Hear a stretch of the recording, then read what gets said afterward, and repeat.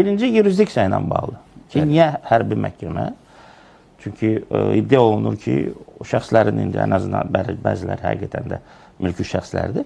Amma məsələ burada şəxslərə aid, şəxslərə görə müəyyən olunmur bu yurisdiksiya. Törədilən əməllərə görə, bizim qanunvericiliyə görə müharibə cinayətləri hərbi məhkəmələrin yurisdiksiyasındadır.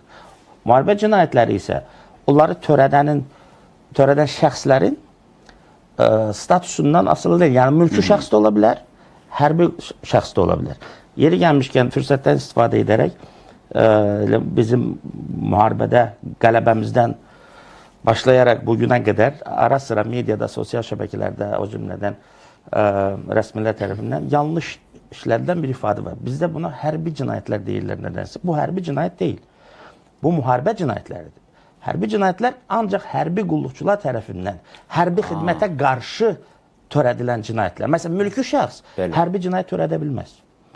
Çünki o hərbi qulluqçu deyil. O hərbi xidmətə qarşı olan cinayətlərdir.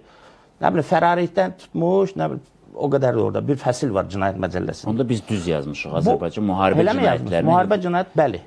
Müharibə cinayəti, hərbi cinayətlər eyni şey deyil. Mən bir daha hamıya müraciət edərək xahiş edirəm. Çox sağ olun. Bu fərqi hüquqşünas olmayanları qınamaq olmur. Əlbəttə. Amma bir halda ki, biz bu mövzuya girmişik, yaxşı olardı ki, fərqləndirmək mümkün olsun. Çünki hərbi müharibə cinayətləri mülki şəxslər də törədə bilir.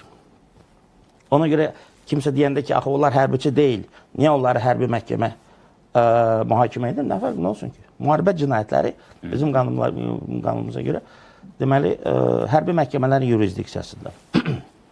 Orada düzdür, başqa cinayətlər də var, terrorçuluq falan. O əslində özlüyündə adi məhkəmə tərəfindən baxılmalıdır. Amma orada birlikdə götürülür deyə və əsas cinayətlər, müharibə cinayətləri olduğuna görə o cinayətlərdə deməli, hərbi məhkəmədə baxılıb və burada heç bir qanunvericilik pozulması yoxdur.